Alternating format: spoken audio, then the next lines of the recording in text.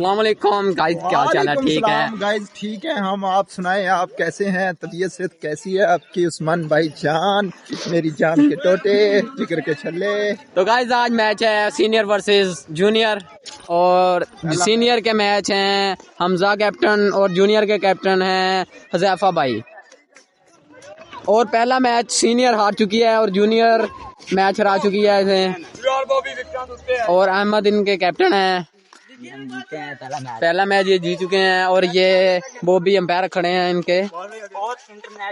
Hamza bowling पर है, हुज़ैफा भी बैटिंग और सैम बैटिंग पर है।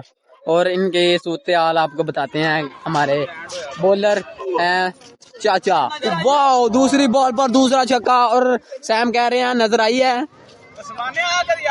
हमजा भाई बॉलिंग पे हैं भाईजान, और छपक छपक चलने लगे हैं। राउंड चेंज कर लिया है इन्होंने और बॉल करने लगे हैं हमजा भाई। और सैम का एक और शॉट, लेकिन कैच मिस हो चुका है भाईजान।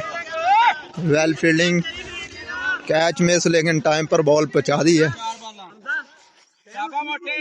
हुज़ैफा स्ट्राइक पर आए हैं और हमजा भाई बॉलिंग पे हैं भाईजान। अभी सही मुकाबला हुआ है, वो देखते हैं। ओ हो, बहुत लंबा छक्का भाईजान।